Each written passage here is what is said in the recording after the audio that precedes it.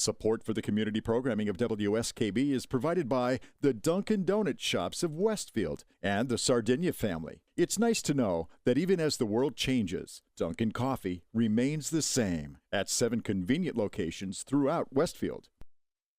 Join us every Thursday morning from 6 until at least 7:30. Check out the Bobby G and Company Show right here on WSKB 89.5 Community Radio. 89.5 WSKB.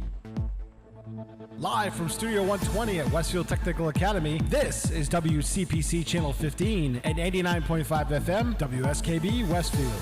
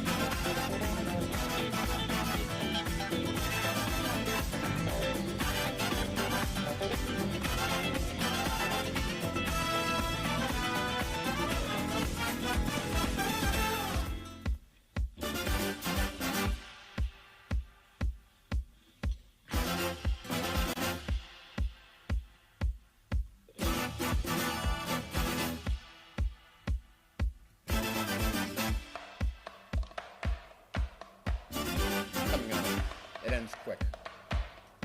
Yeah, that's why I turned you up. 802 and a half. Who cares? Only you for a decade. Yeah, so. Okay. Oh, he's on the wrong mic. Hey, Mike, yeah. Try it now. Mike 3. Mike. It's going to be one of them mornings. Yes, it is. You invited him. Good morning. You invited him. Yeah, thank you for inviting me, by the way. All right. Who is me? You know, we got to start getting you back involved with this little project since you may or may not, from what I have heard a rumor of, have a little more time on your hand. Well, yeah, well, that's just a rumor. That's but, allegedly. Yeah. Don't retire, man. It's exhausting. Yeah, it's. No, you just started doing stuff that you thought you loved, but now you're like, oh my God, I might dread this. Well, no, I said 50 years ago that when it stops. No, I'm not. I am kind of that old. When it stops being fun, I'll stop doing it, and it's still fun. So, Mostly. So it's a little wearing sometimes. Mm-hmm. By the way, your AP went offline over at 52 Sumner. My who? The Wi-Fi unit. Oh, when did that happen? Yesterday, I think. I wonder if they were doing work up in the room. I wonder if they just unplugged it. Will you know if it goes back on? Yeah, it'll tell me if it goes back on, but it's still showing as offline. Oh, son of a gun. Okay, I will check that out. I'm going to be over there later this week. I may have to set you up with an account so you'll get the alarm if it goes off. All right, that works. Yeah. So for the record, that's Ken Stomsky on the other microphone over there, and we don't do that anymore. I'm the stranger. Yeah, we do. Yeah, I'm the stranger over here, We're J. supposed to. Pagluka, and it's good to be back. Ken, thanks for asking me over. Mm-hmm. You'll be here again next week. Yes, I will, and that's for making the list. Yes, and everybody's going to hate the topic. All right, we won't ask. We won't talk about it. Oh, I'm not. You haven't put it out yet, have you? No, I haven't. It's your choice? Yeah. Oh, Lord. I don't even remember the topic I won with last time. Do you, Peter? Wasn't it 40s music or something? Oh, World War II. Yeah, World War II. Yeah. Oh, that's right. Actually, I like that one. That was a good one because there was a lot of big band, Andrews Sisters, things like that. Right. Yeah, I enjoyed that. Yeah. I forget which tune I used for that. I can probably look it up on the spreadsheet if you give me a minute. You save those spreadsheets? Only for a little while. Uh-huh. Well, I have a template, so I just do a new tab when I'm doing new things. Mm-hmm. Making the list. Let's see. All right. So, it was an orchestra. 625, right? You won with It's Been a Long, Long Time by Kitty Kalin. Yeah. Okay.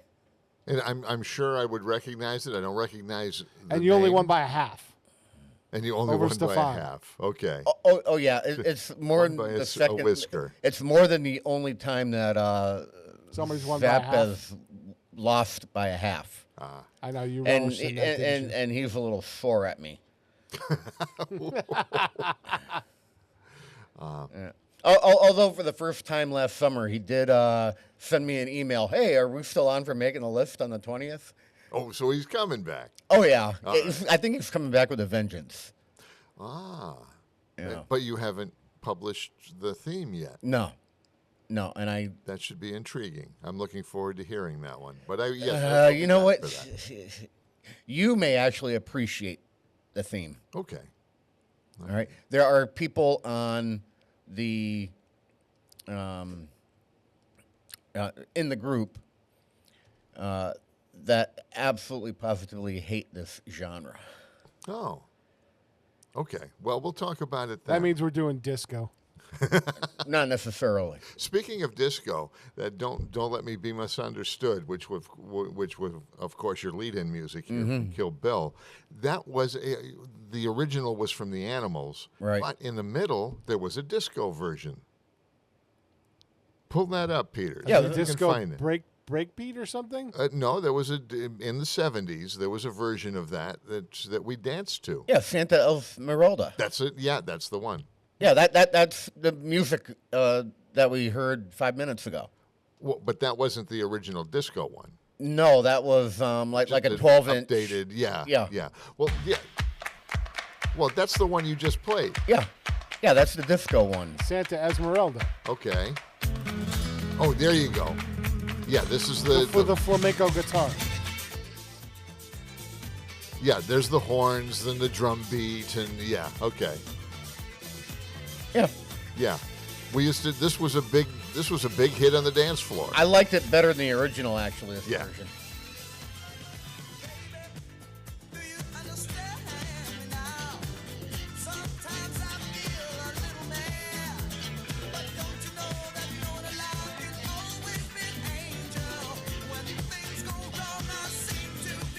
See, now, back in the 70s, yeah.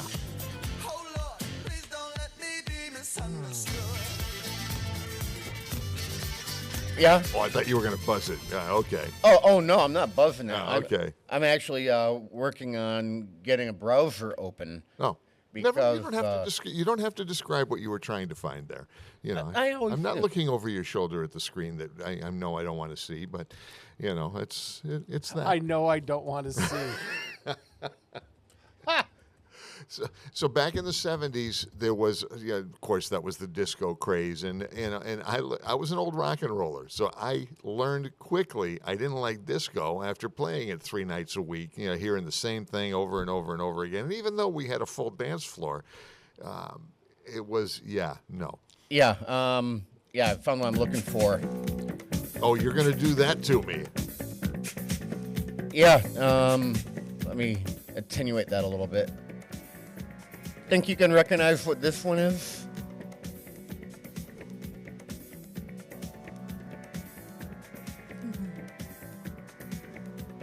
It's disco. That's all I care. What's scary is I don't mind it now. Because it hasn't been overplayed. Oh, well, But yeah. the keyboard, the synthesizer, I mean, that was huge. That was a real orchestra, though, back then. Some of them were. Yeah. Some of them they would put an orchestra in the studio and make it really cool. So the melody going on here isn't... That doesn't ring a bell. No? Oh.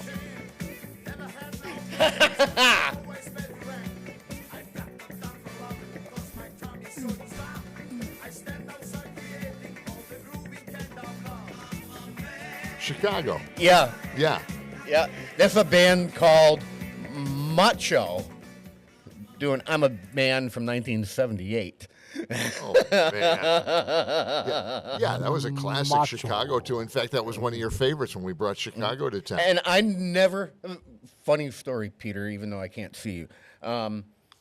The first time I heard that song, I was on the road with Pete. Oh, no kidding. Yeah, and we listen to XM radio. Okay. Or XM Sirius Yeah. when we're out.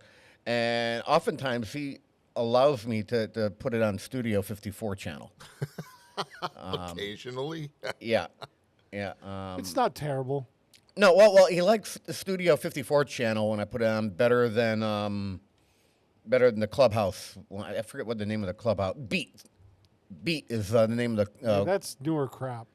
Yeah, that's all nightclub stuff. Yeah. But Studio 54 was on in the car, and he stopped at a Choke and Puke to, I don't know, get a pound of ground round to put down or something. Oh, for cripe's sakes. If we're going to do that, I'm going to start playing country on our road trips. That was a line I know.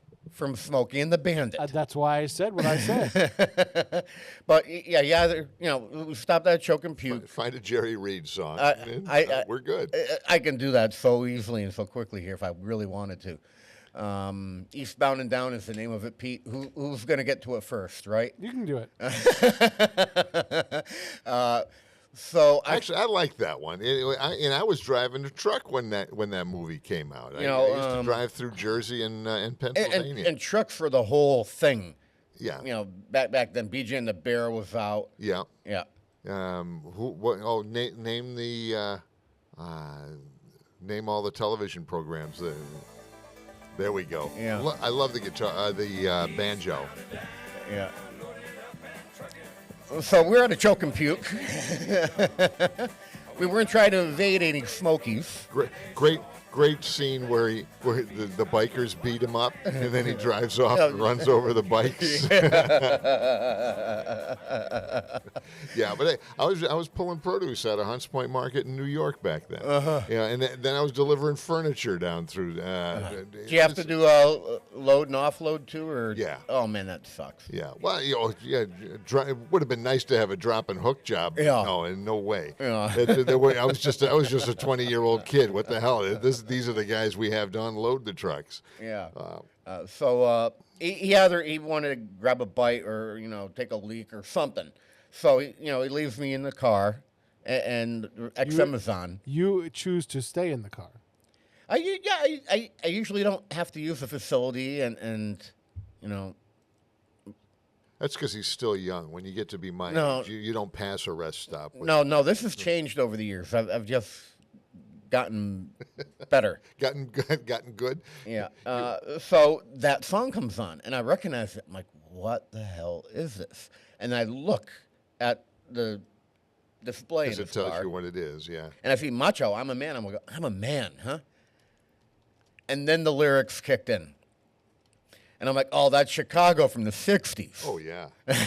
Chicago is one of those bands that when I first heard it, I fell in love with horns in rock and roll. Yeah. You know, there was Crosby, Stills, and Nash was harmonies.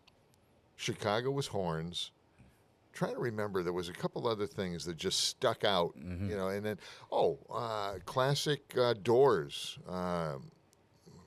Light My Fire. Mm-hmm. There was, what was the one that started with the rain in the background? Riders on the Storm. Riders on the Storm. Yeah. So, you know, music with a unique opening. There's a theme for your future thing. Music with a unique opening that's not. Ooh, I kind of like not that music.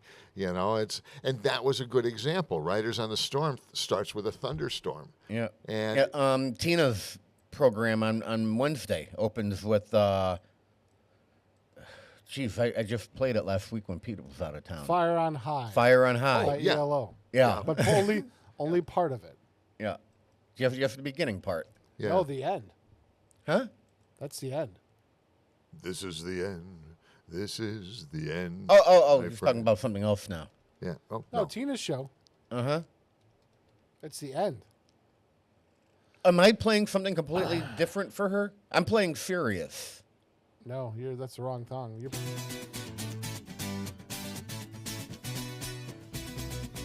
This is an ELO tune. Yeah, but it's the end. Sirius isn't ELO. That's Alan Parsons' project. Yeah. This is the end of Fire on High. You know, I think I've been playing Furious for her every time I come in. Pull up Sirius. You know what I heard this on? I heard this on WEI used to use this back in the John Dennis days to promote getting advertisers, like to promote bringing more advertisers onto the station. And this was the music bed they used. And forever, I couldn't find out what the hell it was. Because it was before Shazam. Or I couldn't get it to Shazam. You know what I mean? And I found out it was like Fire on High by ELO. And I was like, oh, I like this. And and I was a huge ELO fan when this stuff came out. And I didn't realize, what's the Jeff, what the heck is his last name? Jeff something. Because this is how the song really starts. Yeah. The intro. Yeah, there's backward stuff on it. Yeah? So it's kind of music, but it's not music. Yeah, I'll stand. Yeah, You're right. Yeah, you're right. Well, that was like, what was the original Beatles? You play it backwards, and it's that was the line was. There it is. There it is.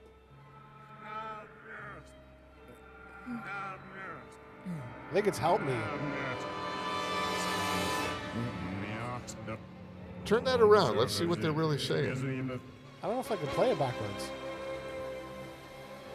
We used to be able to do that with vinyl. I still have some of those at home. But Hold on, it's going backwards now.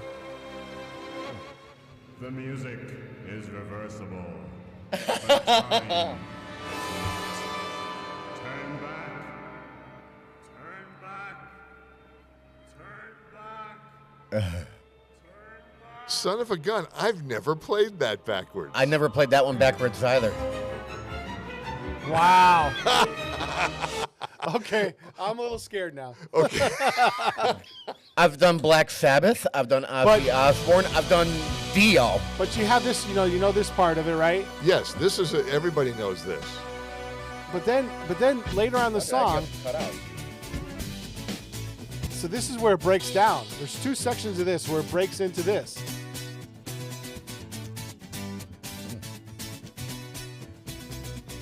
Which I thought was some of the best acoustic guitar ever. Oh yeah. So we're gonna have to review the tape from when you were gone, Peter. So then it breaks into this.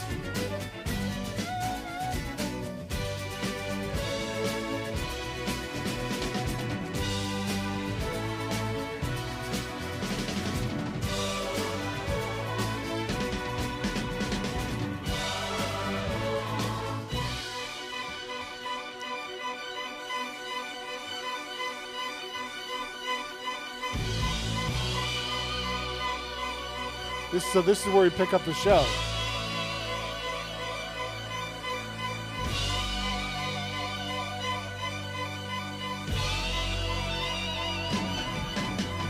So it breaks down into this interlude again.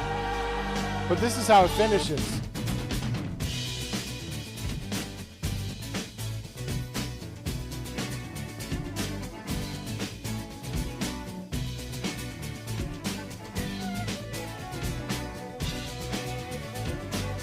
People are going to get confused and think we're starting Tina's show. I like this one because it has a broader sound. Yeah, Electric Light Orchestra, and I had to look this up. So this is how the big finish for this song too. Now that Peter's completely walked away with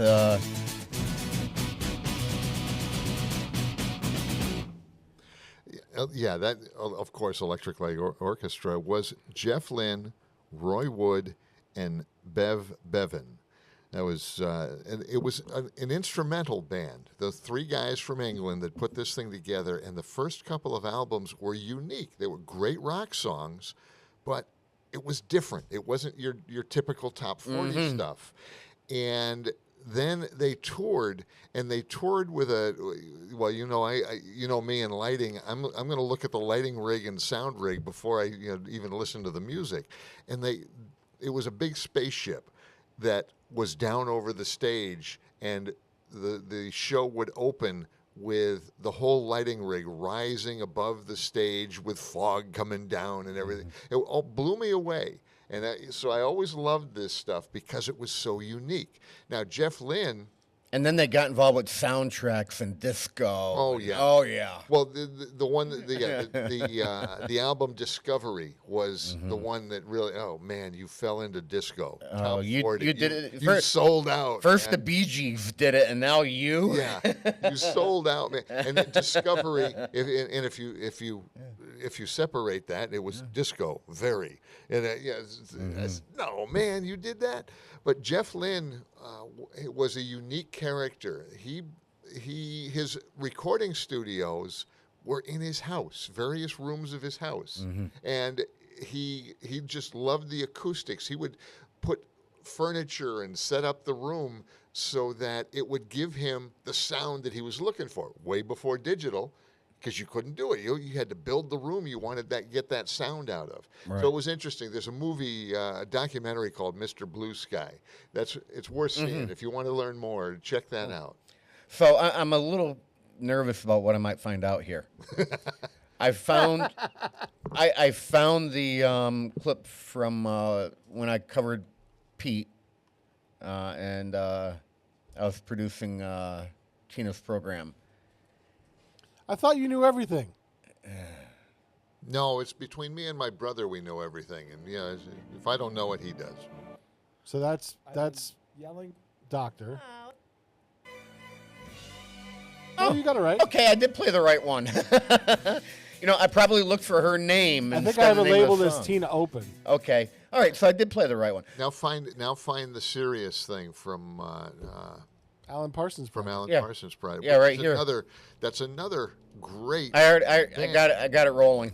Yeah. The Chicago Bulls used to use this as their opening music. Yeah.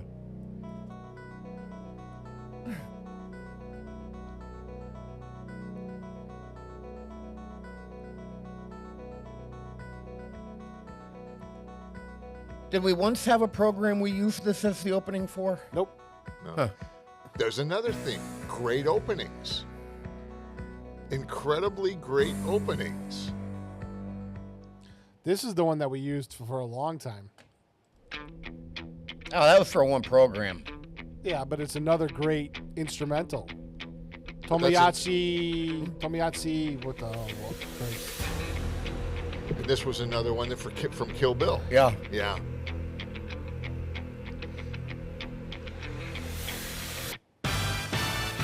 Yep, I love that. Mm-hmm.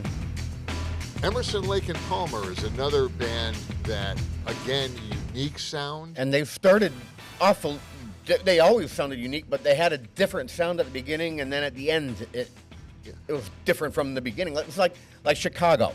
They changed. Oh, yeah. Fleetwood Mac, if you listen to them from the 60s, Yeah, it's a completely different band. By the way, some of the versions of this song with Peter Green in the band, they were very bluesy back then. Absolutely, yeah. Some of these versions of this song with the full symphony orchestra behind Tomoyatsu Hotai are just unbelievable. Just with the full symphony orchestra behind them, it's just unbelievable. This song.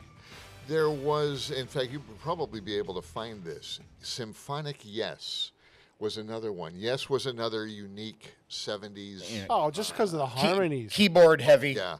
Yeah. Oh, Yeah. Well, Rick Wakeman. Between I was the other when we were working with Deep Cover the other day, we were having discussion about who was the best keyboard player in the 70s, and it was either Rick Wakeman or Keith Emerson. You know, and we'll argue that one to the end of the earth, and nobody's going to win. I want to see the both of them on stage. I really do. Asking you shall receive.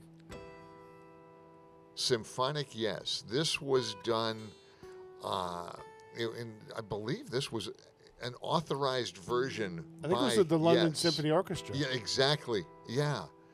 And boy, what a great job they did. Let this run a little bit. I Googled symphonic and it came up under Bill Bruford. Yeah, that band we worked with last week when they did this. Oh, that was Deep Cover. That was Deep Cover who did this. Oh, and he used a 12-string acoustic in order to do this. Yeah, he brings that on stage just for this song. Yeah. And he's pretty darn good with that. That's not an easy thing to play. No. Yeah.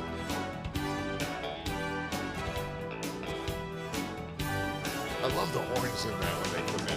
I'll be the roundabout, the ones that make you out and out. I spend the day your way.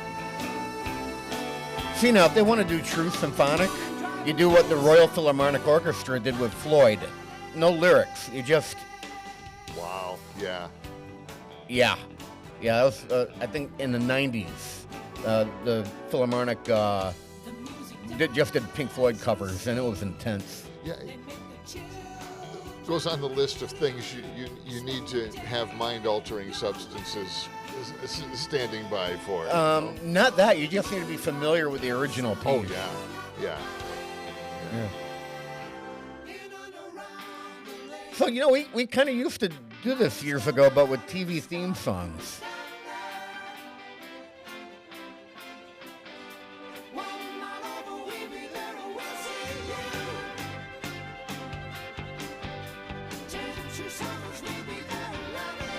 My mind can't move as fast as those fingers on those keys there. And then the capper of all, this is the one that, let's see, where is it? The Scorpions did something with, where are they?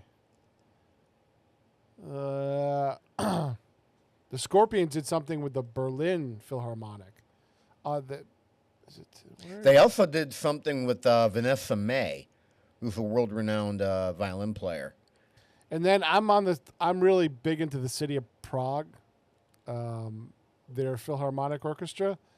They've just done some really cool stuff, like all over the place. Well, the LA Symphony, but they do pops concerts that are amazing, like this one.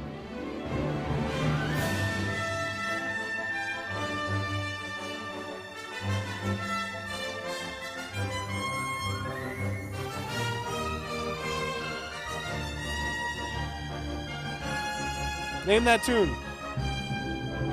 My first thought is the Superman thing. Which one, though? It's not the first one. You're right.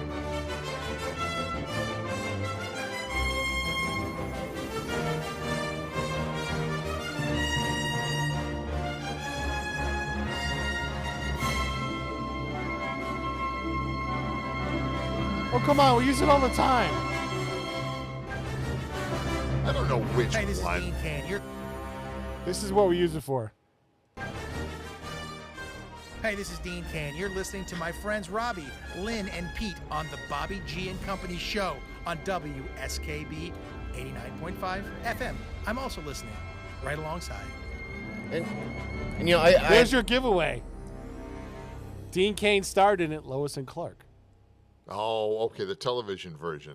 Yeah. never seen an episode of it. Really? No. Oh, I still love that show. No, but the underlying instruments are from the original movie that Yeah, Superman, the movie. themes. Yeah, the themes. And That's what they do with Star Trek all the time. When they come out with a new Star Trek show, it harkens back to the original it still themes. uses the same, the same original. You always have a part of the riff, dun dun dun, or dun dun dun dun. Yeah, they fit it in somewhere. Yeah, like this one. Yeah, that's Discovery. No. Okay, I jumped the gun on that one. These are the voyages of the Starship Enterprise. Its 5-year mission: to explore strange new worlds. All right. I wonder to if I seek can out new remember. life and new civilizations. So this is the new version, Strange New to Worlds. boldly go where no But listen one to the has gone theme. before. It's different. Right, they took it off. But it's the same themes. They've still had that dun dun dun at the beginning of it. Yeah. Now, do you have handy the original Star Trek from the '60s? There were two of them. No, the '60s ones. Well, the beginning and the end, but the beginning, the opening scene. No, there were two of them. No. Yes. No. Yes. No. Yes. All right, play them. The first season. I still love it, how epic this theme is. Like, it's really epic. So the first season of the original Star Trek didn't have the women in the background going, woo, and then the following seasons, you had the harmonization. Oh, I don't think You never picked up on that? Never noticed. And this is the credits theme. Yeah, you're making me yell over these right now, Pete. What?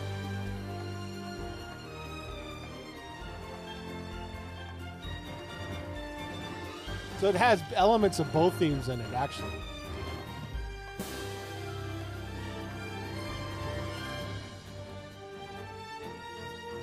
All right, so here's the beginning of the original. Symphony version. Yeah, this isn't what we heard on TV. No. That's not what we were looking for, Pete. All right, hold on. That was a synthesizer playing that.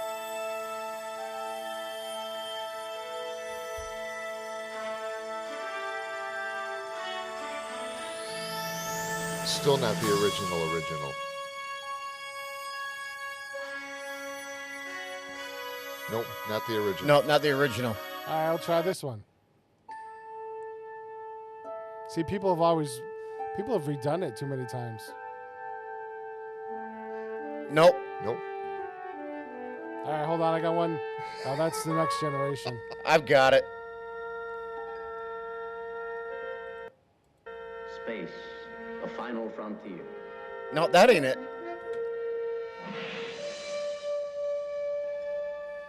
These are the voyages of the Starship Enterprise. It's sped up. Its 5-year mission.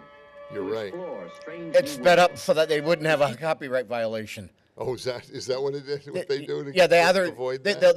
they'll change the speed, All right, I or got the Alexander Courage version. or what they'll do is on top of changing the speed, There you go. they'll reverse the image. Space, the final frontier. That's the original. That's the one I played. But yours was sped up. These are the voyages of the starship Enterprise. It's slower. Its 5-year mission No. to explore strange new worlds. That's right on the money. To seek out It's new slower life, than what I new had. It's not in civilization, mono, that's all. To boldly go where no man has gone before. All right, so you hear the vocals? Yeah, okay. That wasn't in the first season. Okay, I'll have to check that out. See, now back when we did the old... Oh, so they do label it out as soprano version. Yep, except the vocals are on that one too. And you know what season it is because the first year they don't they only do William Shatner and Leonard Nimoy in the opening credits. The following years is when they added they added DeForest Kelly. Yeah. All right, but you also went from blue text to yellow text. Oh, you know on the way intro. too much But about still that. shot, no. So I saw a thing on Adam Savage's Tested.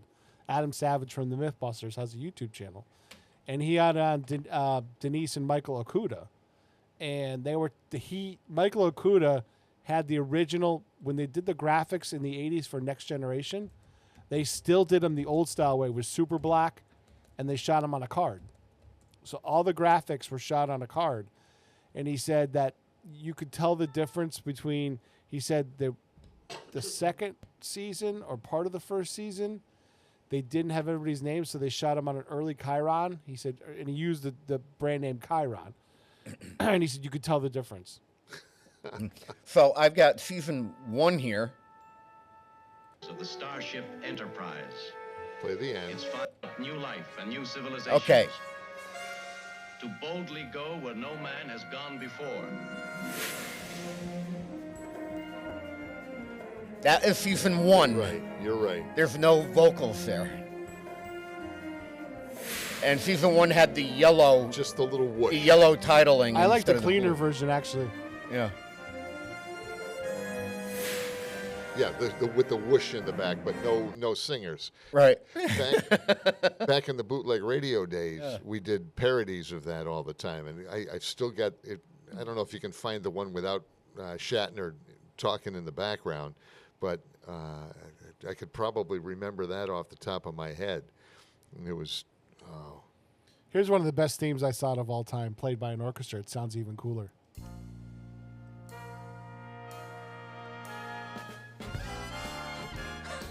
Yeah.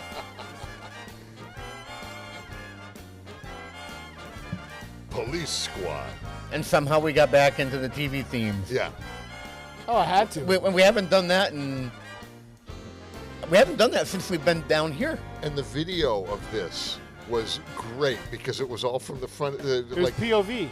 Yes, It was the exactly. first time there was ever a POV open shot. Oh, I love that. Yeah, it was so unique.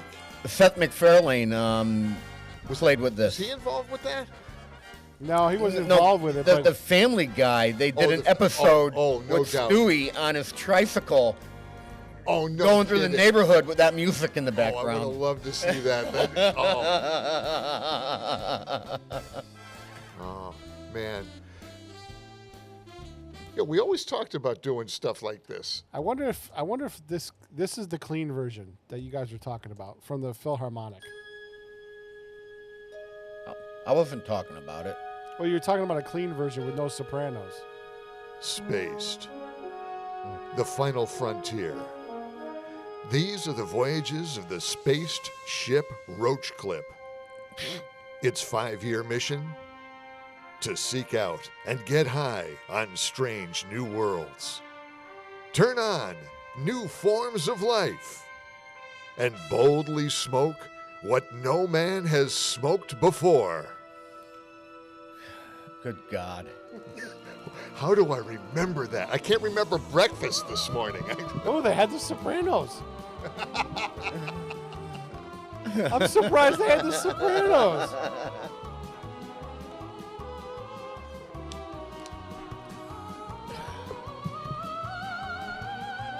I think it's Wow, the she's same pretty book, good. too. She's What the pretty heck was the good. name of that theme that we just heard with the car opening and What's driving? the name of it? Oh, it was from Police Squad. Police Squad. Yeah. Yeah.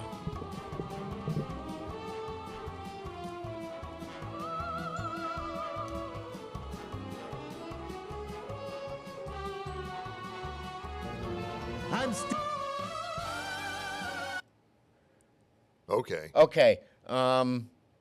Hey, Pete, do you have me on NDI in there? I could. Hold on. All right. NDI? Mm-hmm. Non-destructive something? You know, I'm not really There you sure. go. Okay. There he is. Dewey Griffin. And don't ever let me catch you guys in Quahog. The audio one. Oh, no, it's there.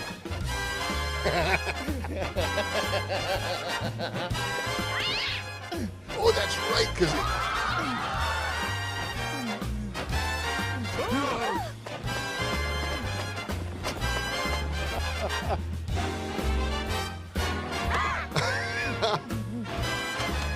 Doom. Wolfenstein.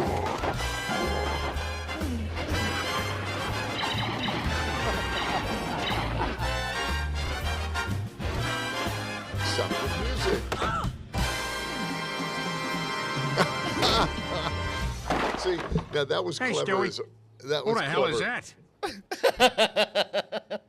That was clever as all get out. To those of to those not watching on television, that was the video of the opening. The best one is this one, though. I think this is the right version.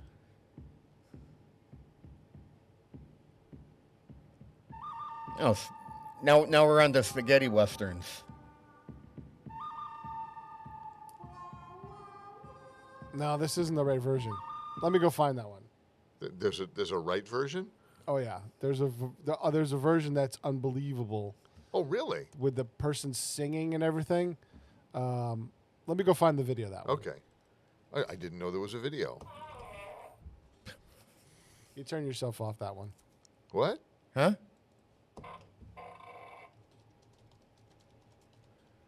Okay, we found one of my new buttons on the table. Quit playing with that thing.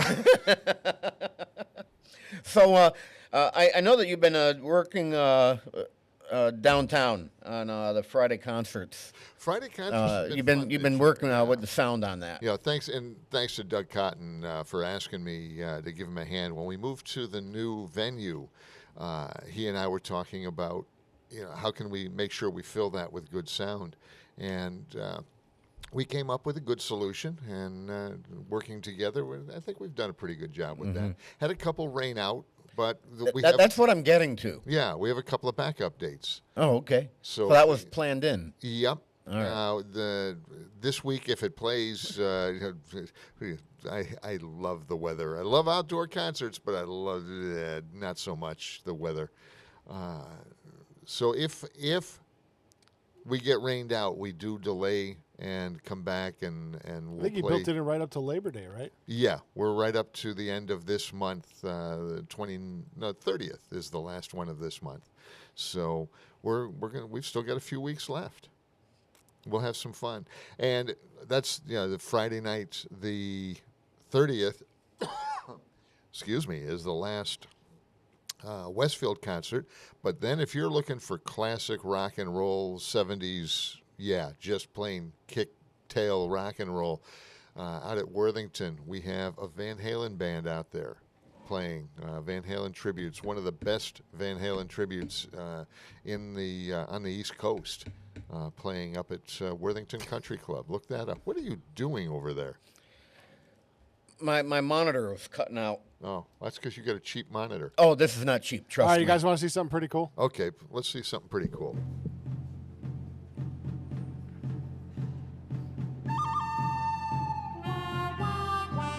Oh.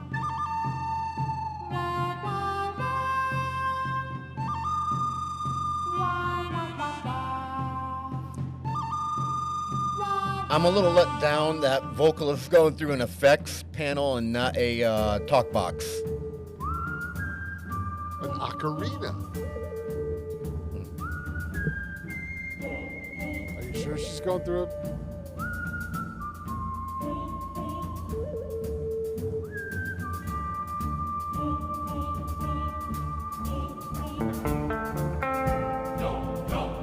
Where do you find time to find this stuff, Pete?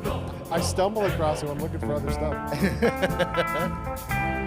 That's how I find all the good stuff, too. I stumble on it. Full men's choir.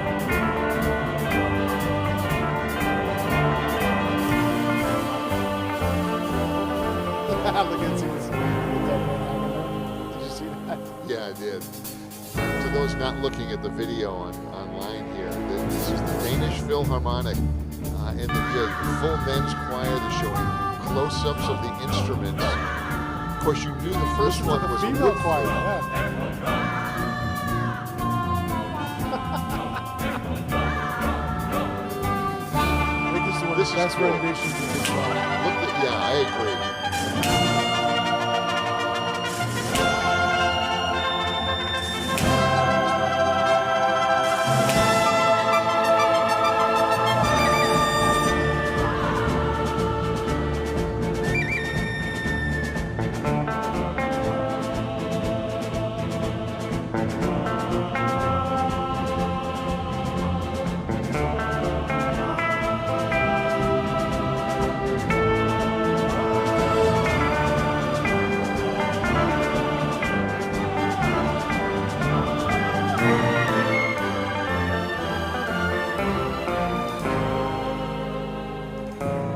Blondie, you son of a...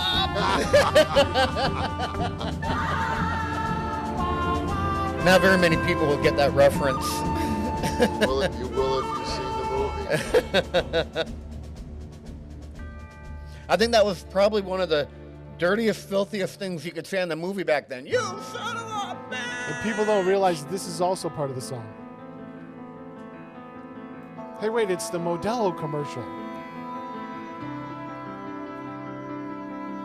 And I am sitting next to the most interesting man in the world. Right. No, that was Dos Equis. Yeah, that's true. Is that? Yeah, that is Dos Equis. Yeah. Yeah, don't get my beer wrong.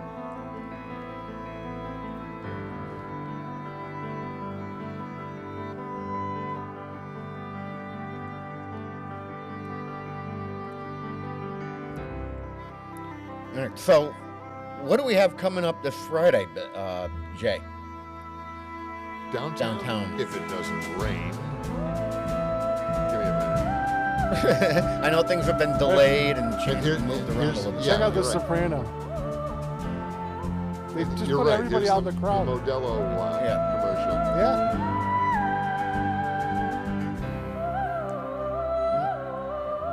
It's just amazing.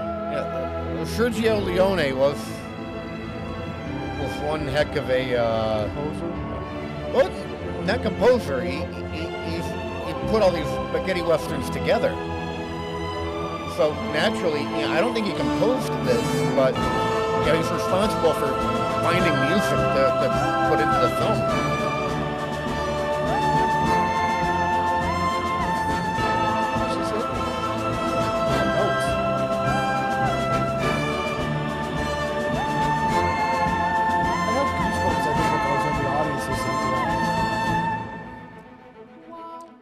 So, about 45 minutes ago, I was mentioning how Pink Floyd, what was covered by the Royal Philharmonic Orchestra, and then you get bands who just all of a sudden decided to do an entire project with an orchestra, and Metallica ended up doing that on an album called S&M.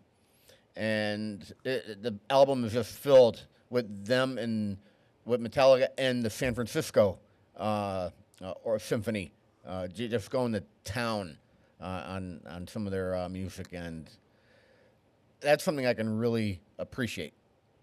When you take this hard rock, this heavy metal, and you throw an orchestra behind it, it's intense.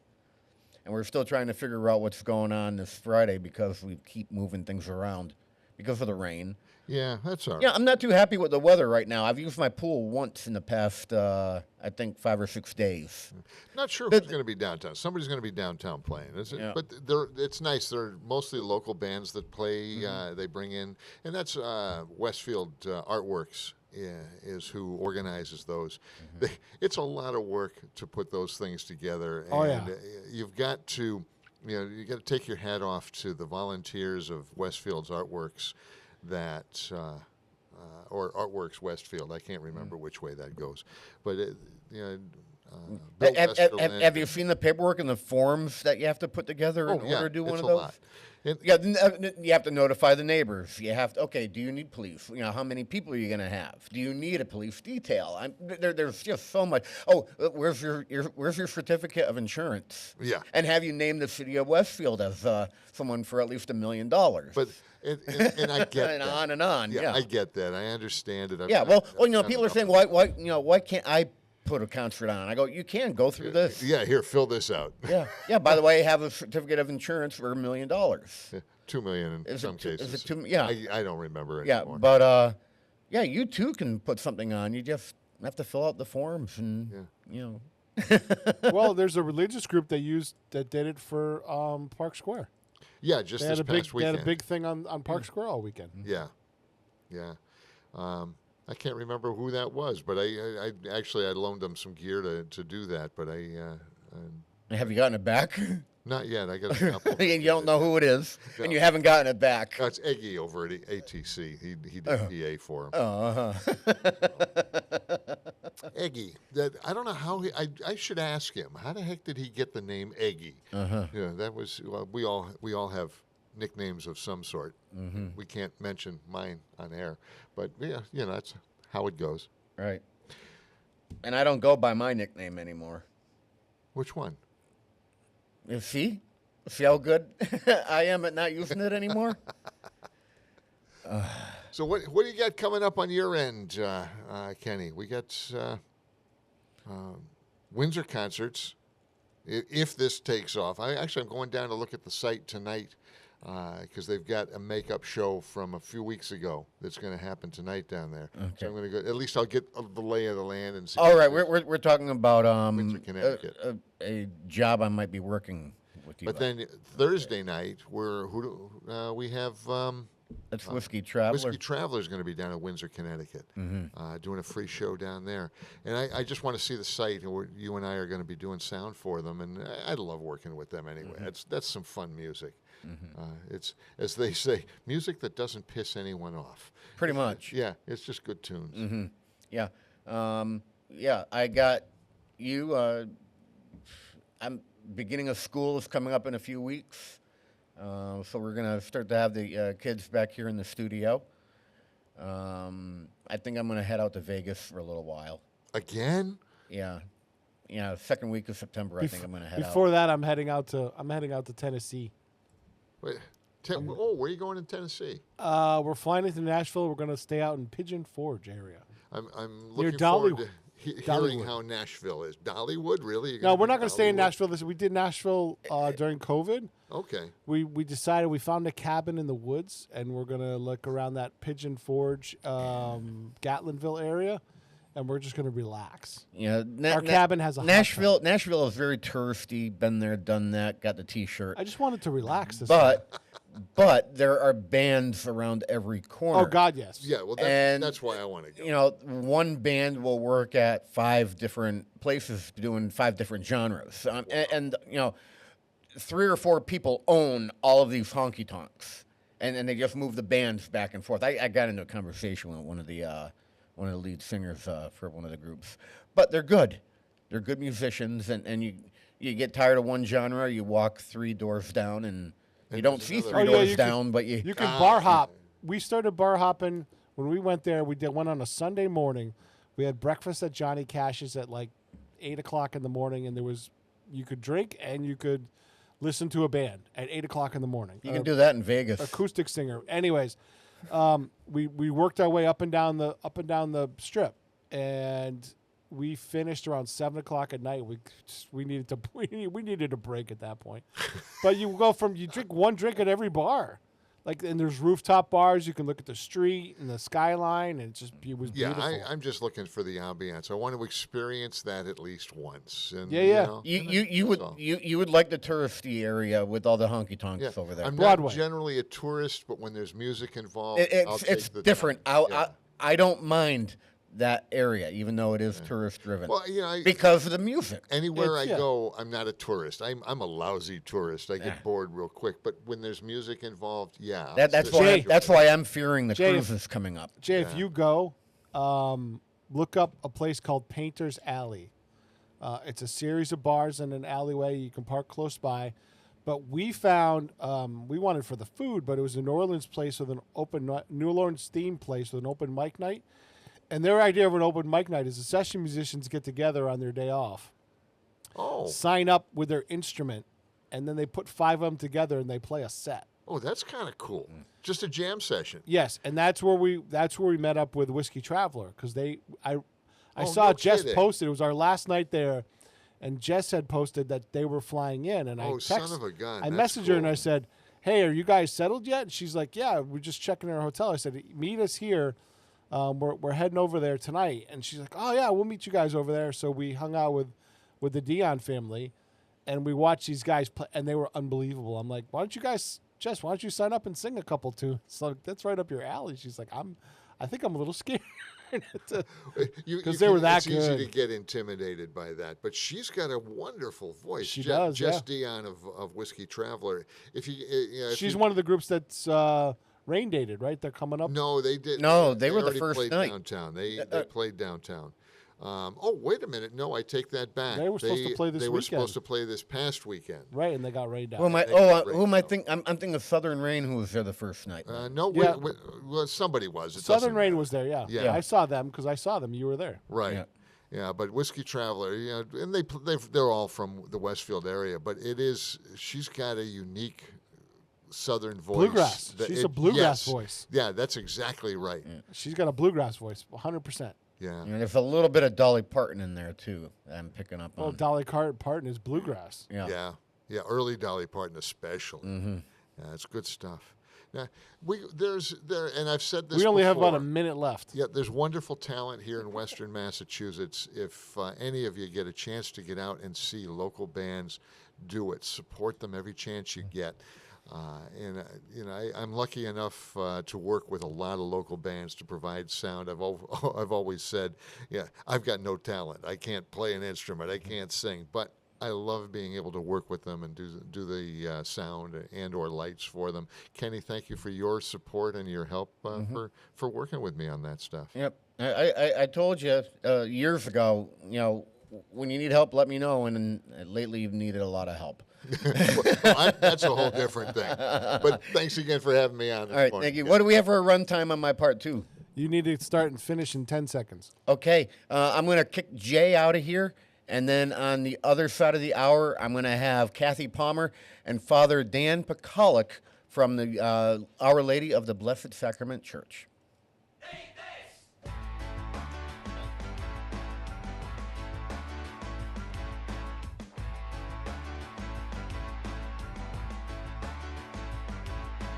Burn down the store, take what you want and more. Shop until you drop, voodoo consumer never stop. Load up on supplies, no sale, no compromise. Gun crazy down the mall, voodoo consumer take it all. Eat this, drink this, try this, charge it, it's fabulous.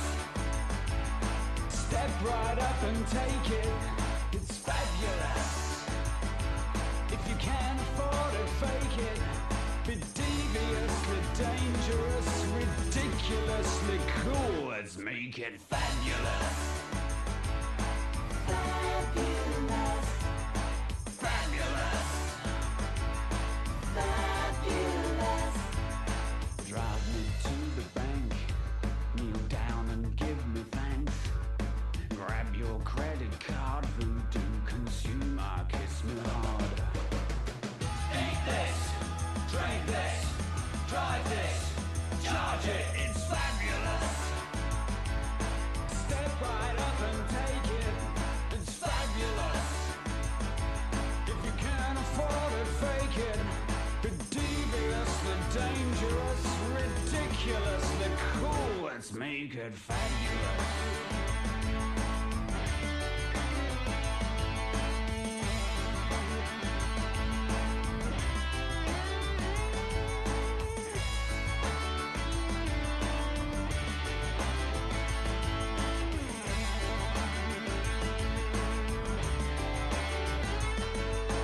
Take it all too far. Sell the company car. A bargain come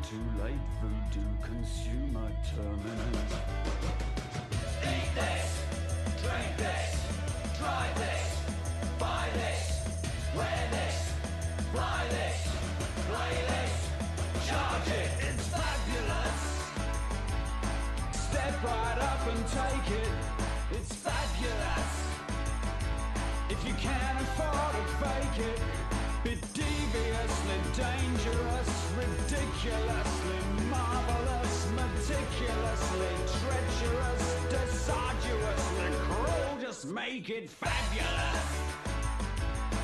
Fabulous. Fabulous. Fabulous. Fabulous.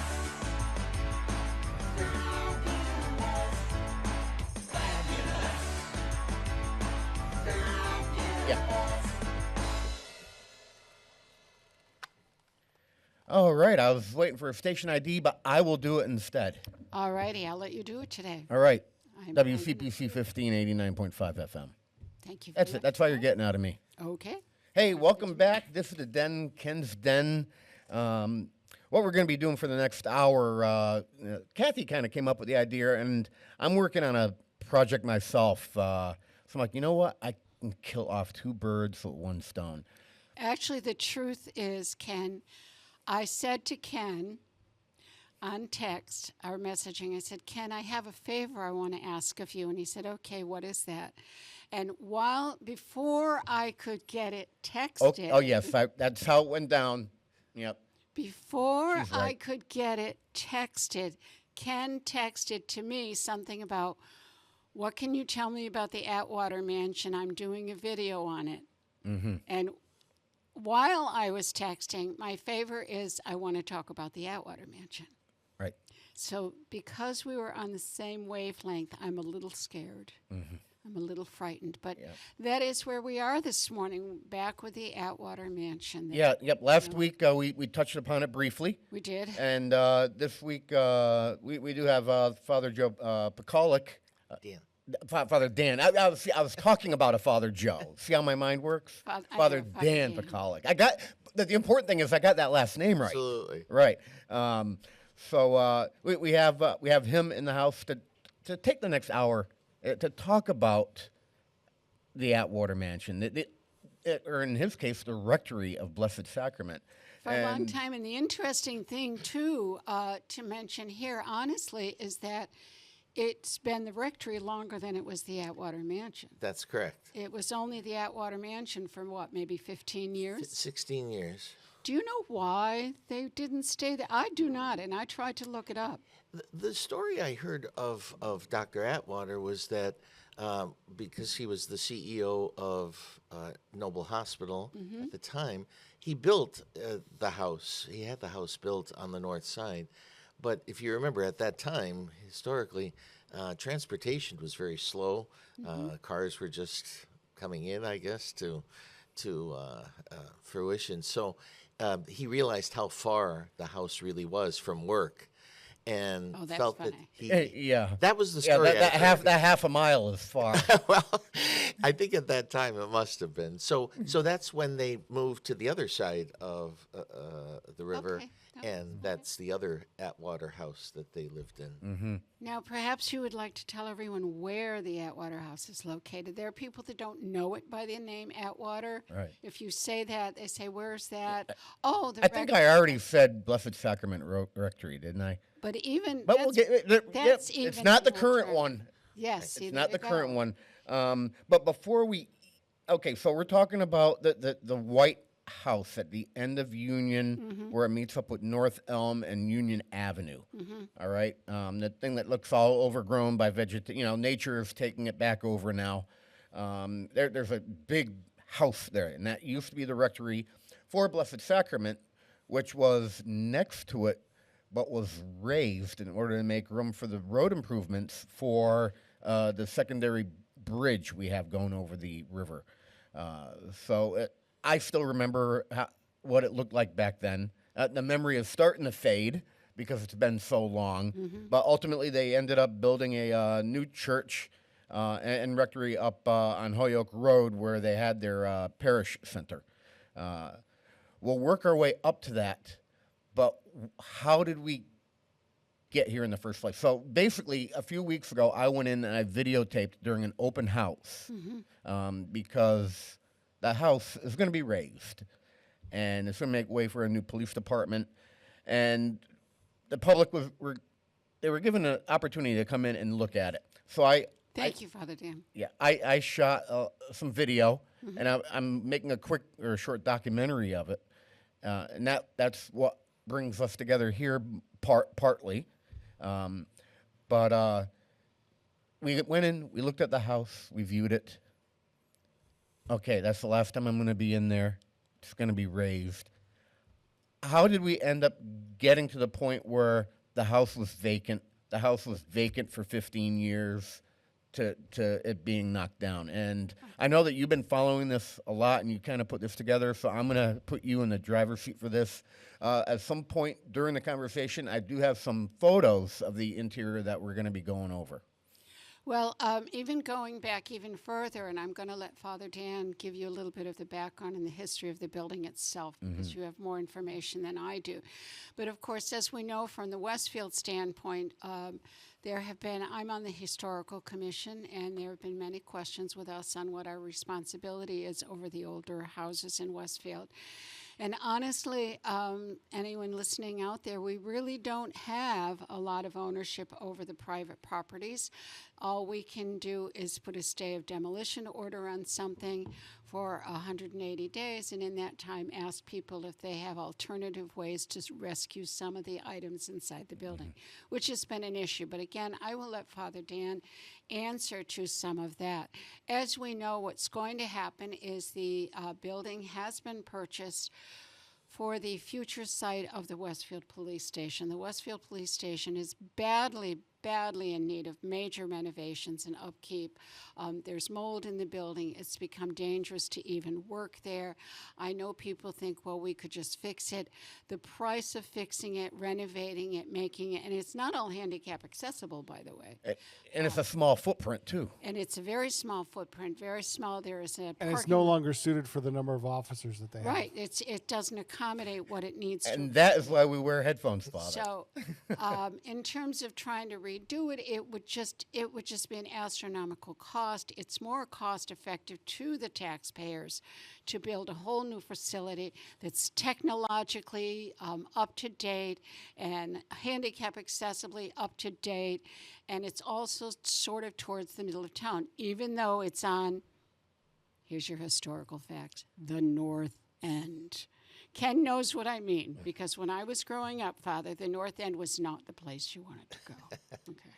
Yeah, I was a My North Side kid. To all my Prospect North Side friends, because I live there, so I can say it, but I was brought up on the other side. Anyway, so to make a long story It wasn't short, the greener side. We are we are now in the process. The city has now purchased the property, and it will be raised, and it will be the site of the new police station, keeping in mind that there is quite a large footprint in the back of the building where the parking lot used to be. Mm-hmm. So, and I think they owned a house back there, did they? At one time, I remember Sister Barbara. Sister Barbara, no, they rented that. They rented that. All right. I'm going way back, aren't I? Sure. Way back. But in any event, that is what's happening today. But I'm going to turn over some of the history to Father Dan because you brought it with us. So help us out here, Father. Thank you, Kathy. Just a quick to say that, I was saying to Kathy and Ken, I'm certainly not a historian and not a native of Westfield. I came to the city 20 years ago to be the pastor of the parish.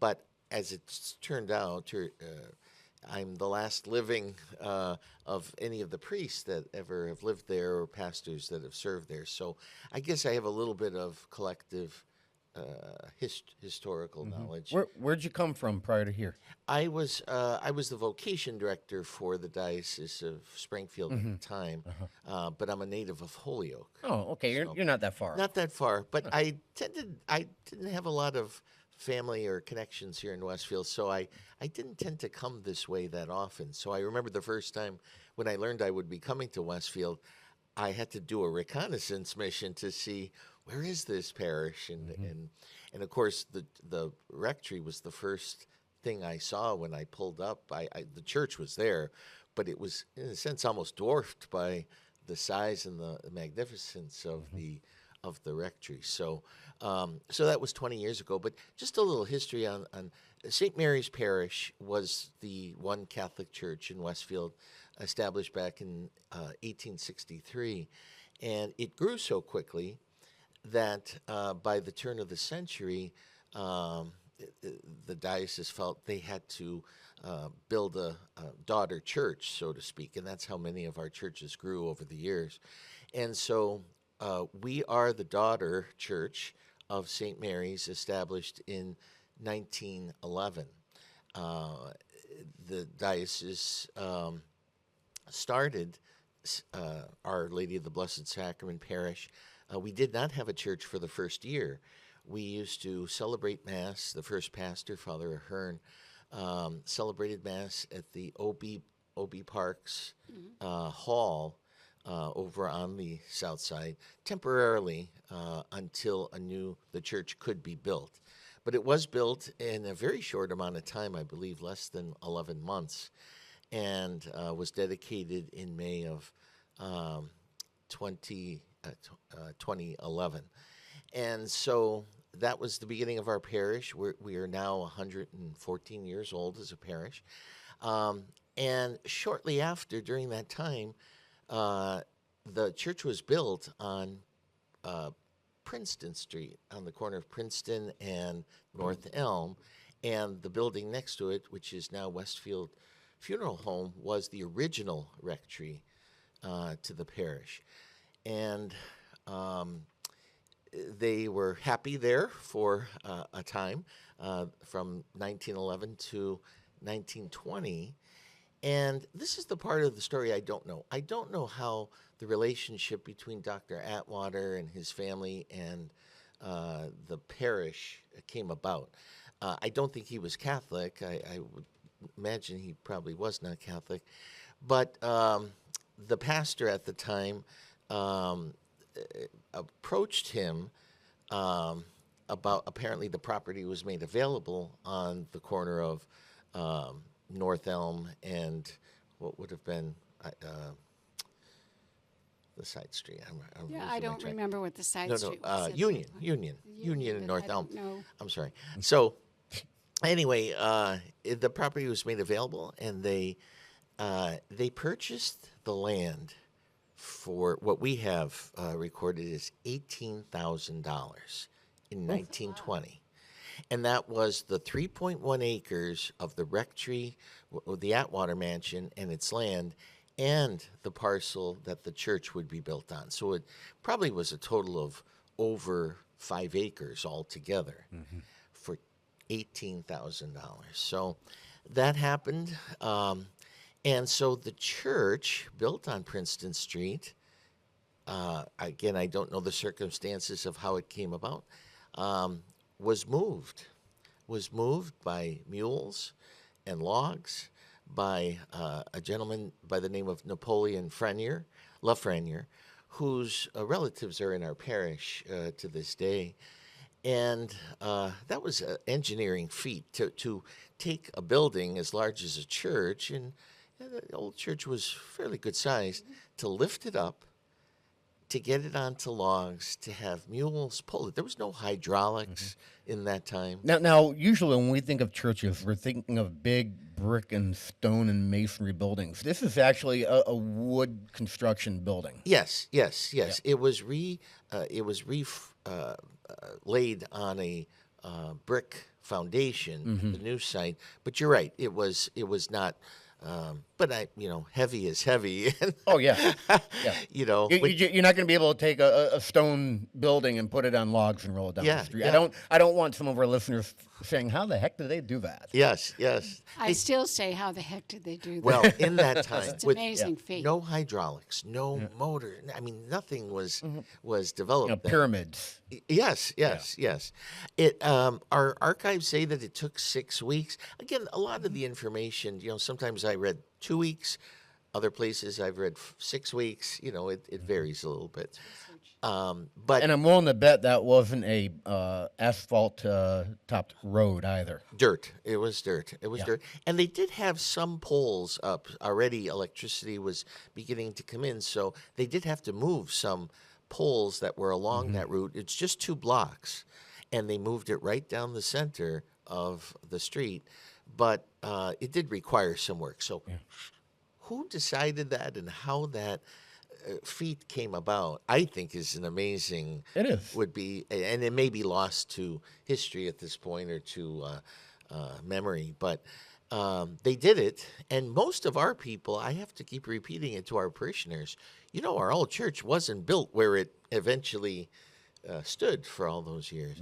But anyway, so the church flourished on that corner, and because the parish bought the Atwater mansion next to it, they had no need of the other rectory, the Westfield, what is now Westfield Funeral Home. So they sold that, and the priest at the time decided that the Atwater Mansion would be the new rectory. How convenient. Well, and let me tell you, there's probably no other rectory in our diocese that was as magnificent as that. Normally, we wouldn't need. If you saw the house I live in now, the rectory now, it's a simple ranch, small and very modest compared.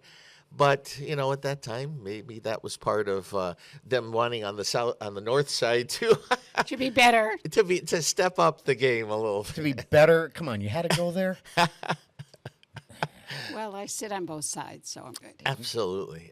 So that became the rectory. The church was next door, and things went on very happily for decades and decades. When we had the open house, Ken, you mentioned a few weeks ago, we had two different people come in that said that their grandmothers were housekeepers in the house.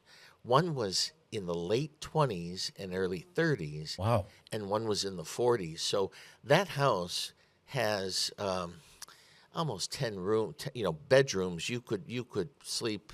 Well, you could sleep a lot of people, but individual bedrooms, at least 10, plus a servant's quarters on the back of it. So, the priest wasn't gonna, I don't think at that time, gonna be cleaning and vacuuming, and so they must have always had, not servants, but housekeepers and people to take care of it. So that was a beautiful part of having the open house. So many people came in and commented on memories of it. But anyway, we've gone on to this day. Father Hugh Crean, you remember Father Hugh Crean was the pastor before me, native of Westfield, very beloved pastor of our parish. When I was asked to come here as pastor, Father Hugh was retiring, but he had begun the process of negotiation with the city and the state to sell the part.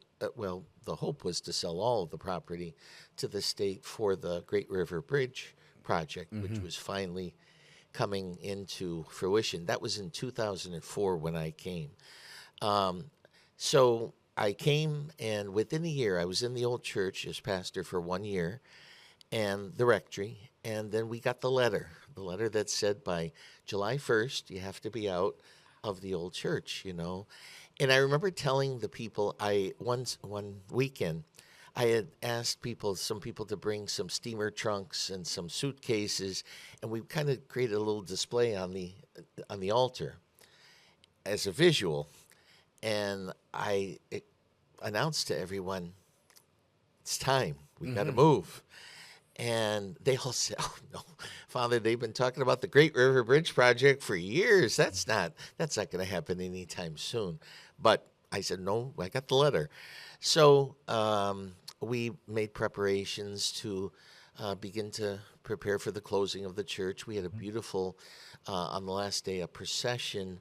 I'll tell you, a very great way to get to move objects from one place to another is to have a lot of people carry them. So we ended up having a procession from the old church up to our parish center. That's a haul. It's about almost a mile. Yeah. Almost a mile uphill. Yeah. Yeah. In the snow.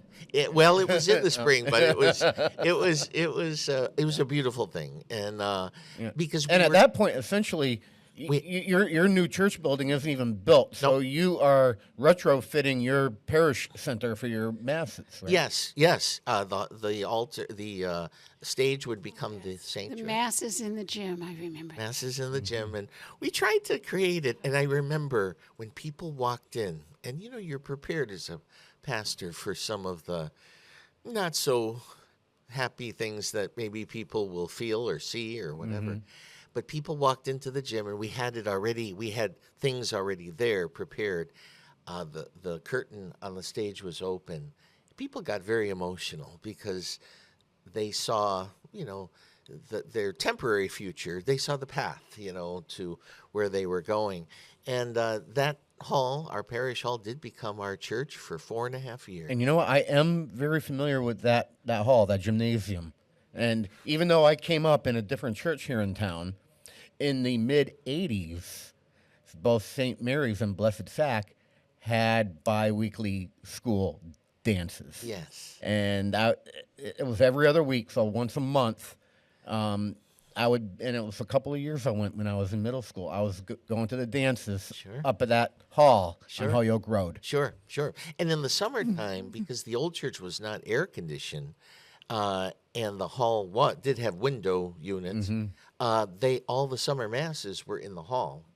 And so it was very comfortable. So people had a little bit of preparation for having mass in the hall. So anyway, we moved there, and then we embarked on the preparation to design a new church under Bishop McDonald, who I will always thank him and tell our people to be grateful to him. He came to our diocese, if you remember, in 2004 from New York. He was an auxiliary bishop in New York, named to be our bishop.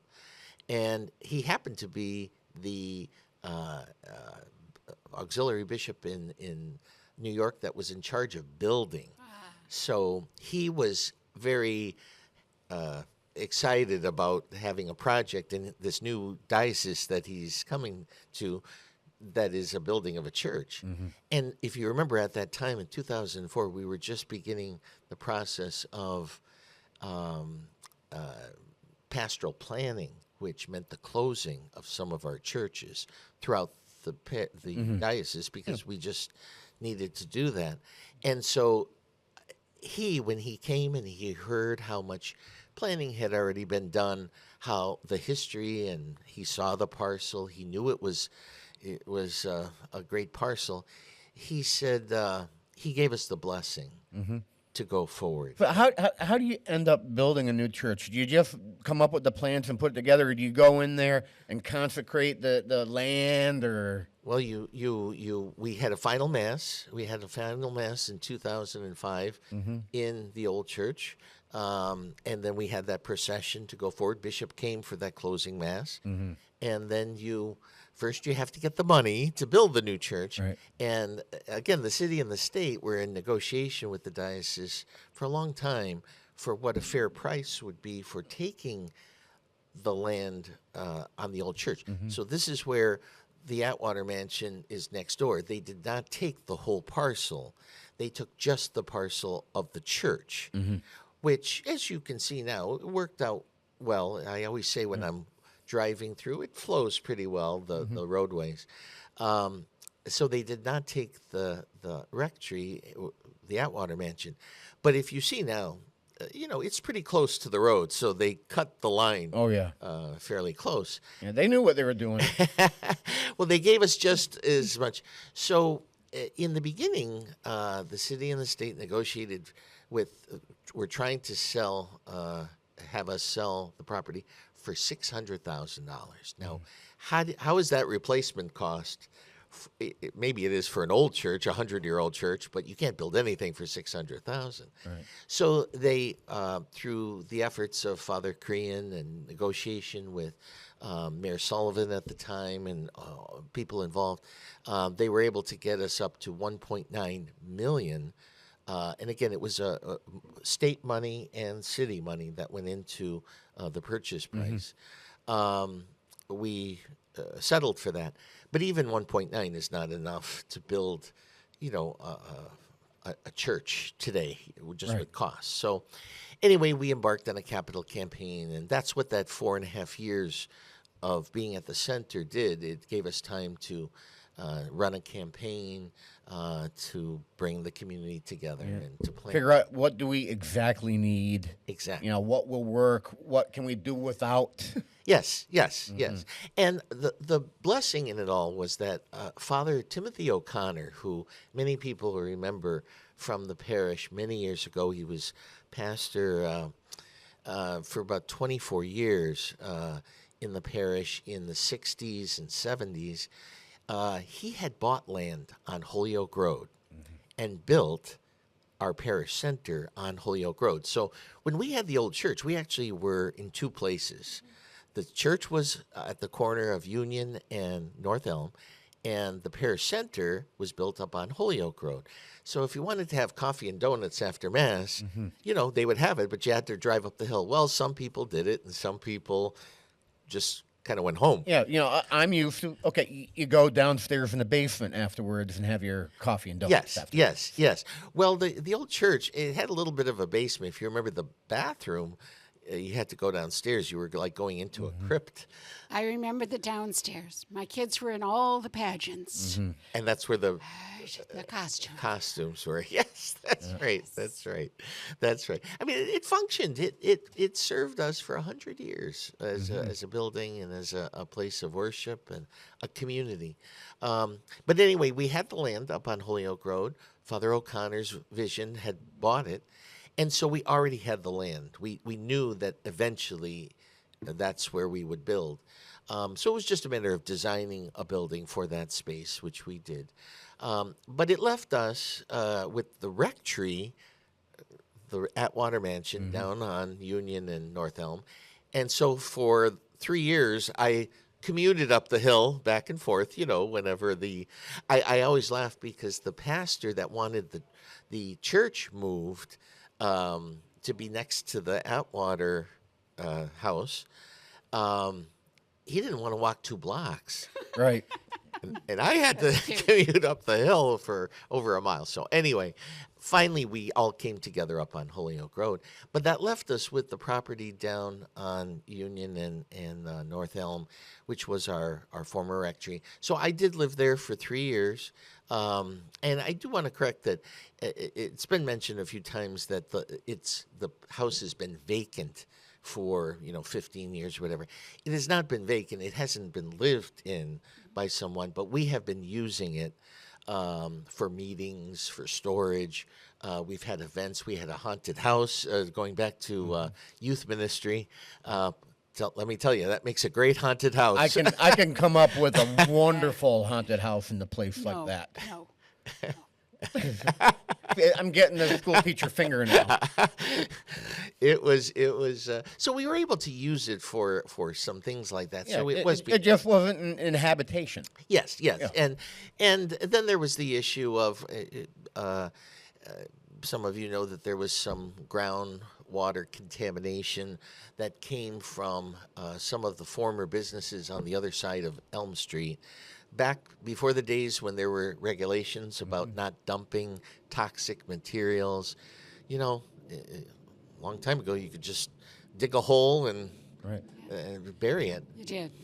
So anyway, that was an issue for a long time, but that has now dissipated and it's not an issue any longer. And so we are where we are today. We had tried to sell the rectory, the mansion. We always hoped it would, our desire was always that it would be preserved and bought by someone. We didn't want to sell it to a Pizza Hut or a McDonald's, because we knew they would raise it. But we thought, so many people have said, it would make a great bed and breakfast. It would make a beautiful welcome center for Westfield, coming down the corridor, going into the city. So many ideas. Yeah, yes, but as someone who's been through multiple house renovations and who does know a thing or two with buildings, when I walk through there, I'm looking at several million just to bring it back. Absolutely. Because I'm at first I'm like, oh wow, they have sub panels for electric here, and then I open up one of the sub panels and it's knob and tube. Or fuses, yeah. Well, fuses Yeah, are knob and tube, yeah. And I'm like, okay, well, all right, that's $500,000 just to update the electric here. Smoke detection. And some of the showers in that house, they're not even ADA compliant. Yeah, I couldn't fit into one of them. Getting into ADA compliancy from some of the buildings that we've been into, it's just an astronomical amount of money. And I understand where you're coming from, and we've looked at many houses, and unfortunately, not all houses can be rehabbed. As I mentioned last week, a good example was the Mosley House.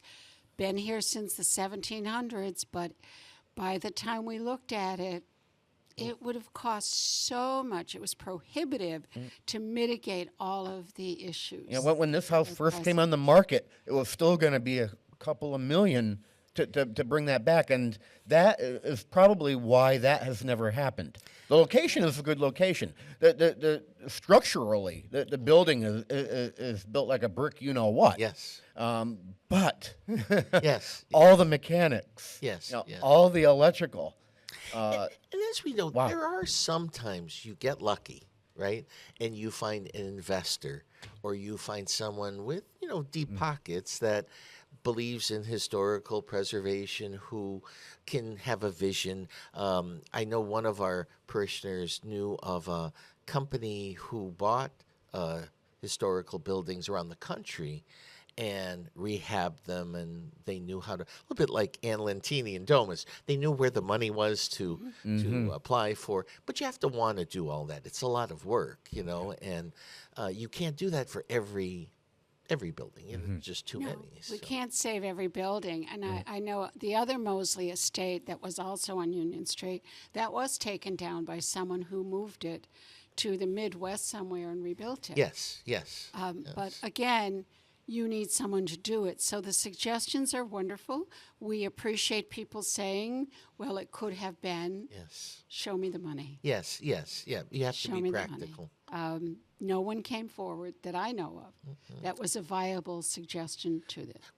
We had many people who wanted to see it. The realtor at some point had to triage kind of which prospects were viable and which were not. Everybody wanted to see it, as you know, from the open house, but most people were not in the position to truly do what would need to be done. And so a lot of those conversations were had over the phone between the realtor and the prospective person.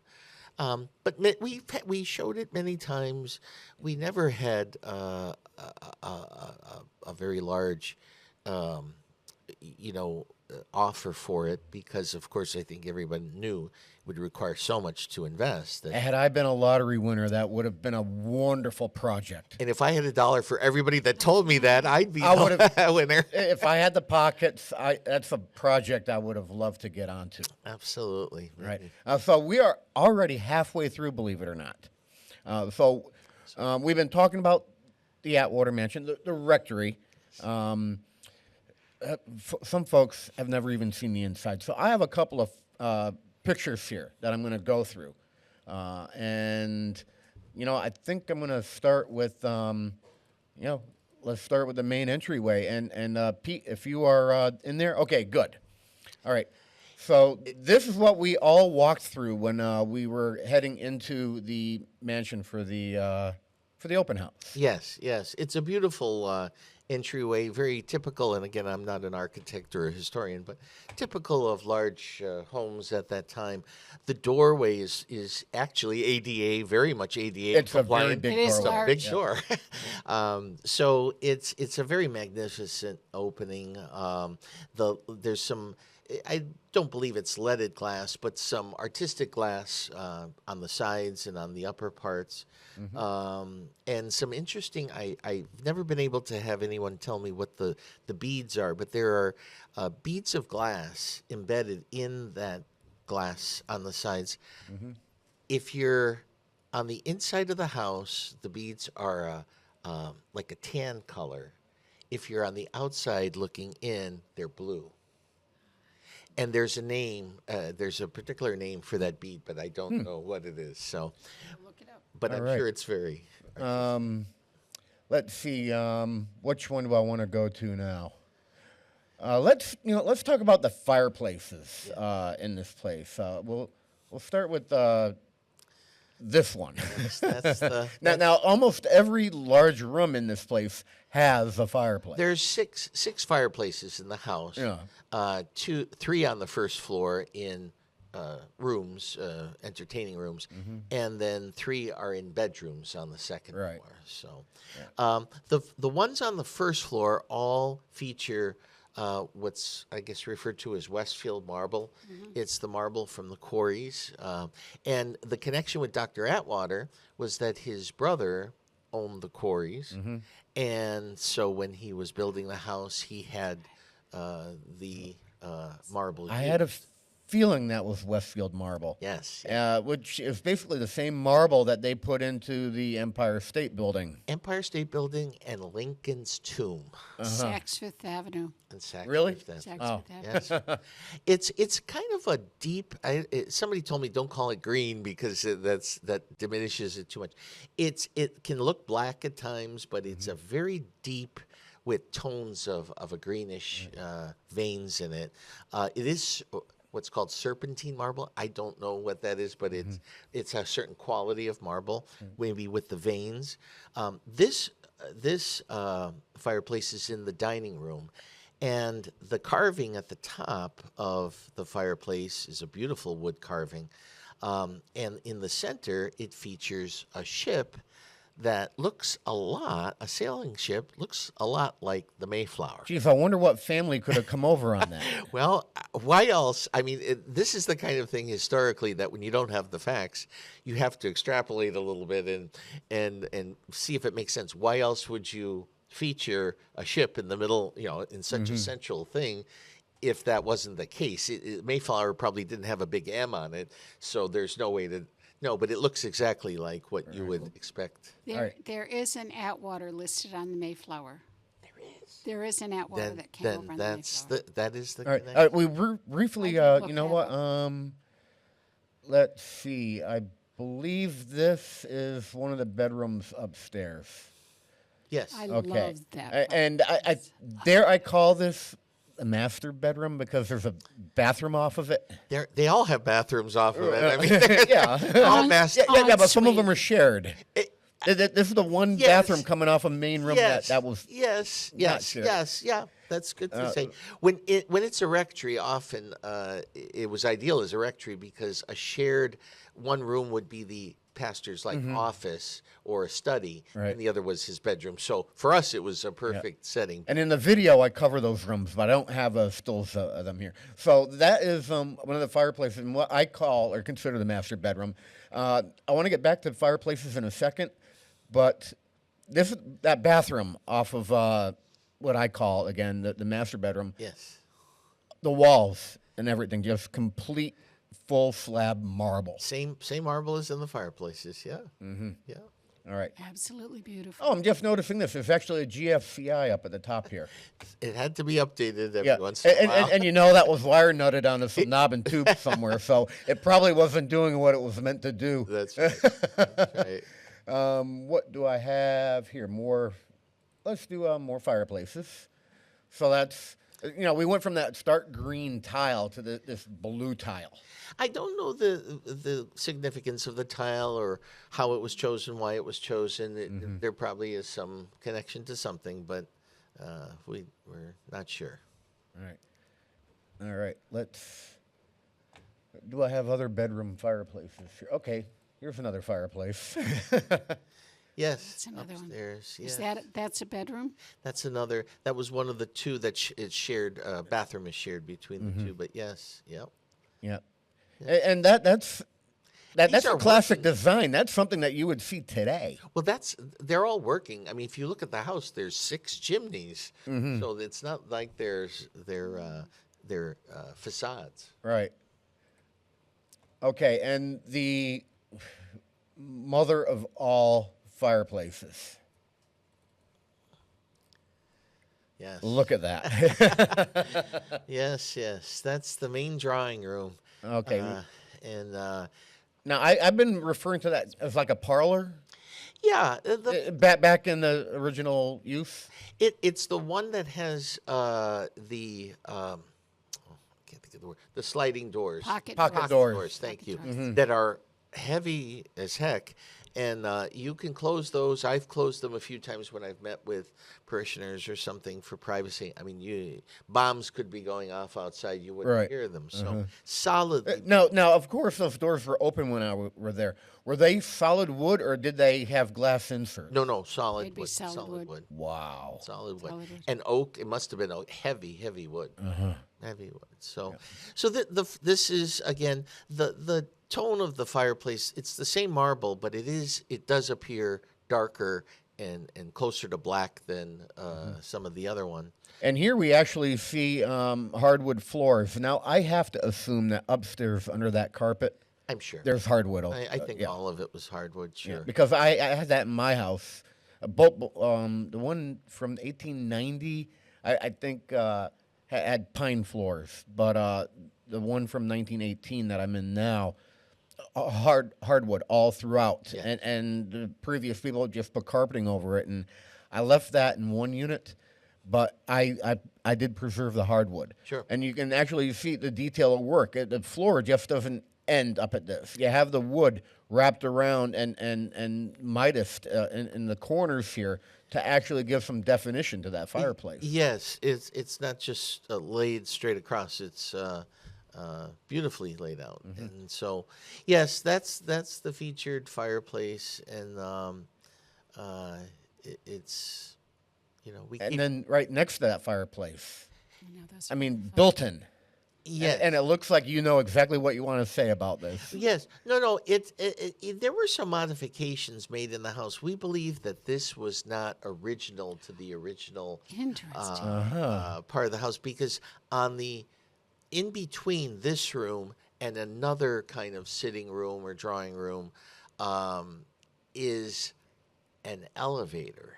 Oh, A that's right. Hydraulic elevator from the turn of the century, Mm-hmm. where, and I just learned this during the open house. I thought somehow there was a button somewhere that, it's hydraulic, but, you press it and it'll lift you up.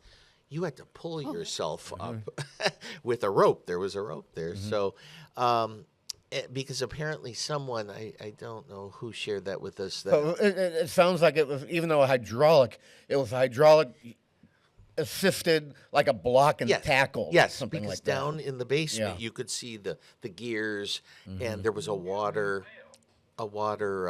trough sort of. That's how old I am. Sorry about that. All right. But so we think some of this may have been built, that may have been a walkway through to the other side, and because there's a and those walls are definitely not standard 2x4 in depth. I No. can tell by looking at that. No, the house. Is that 2x6 construction throughout, or What was that? is that 2x6 construction throughout that place? I would not know the Uh-huh. specific. All I can tell you is the depth of the walls, the exterior walls of the house are incredible. Okay. Between those stone blocks, Uh-huh.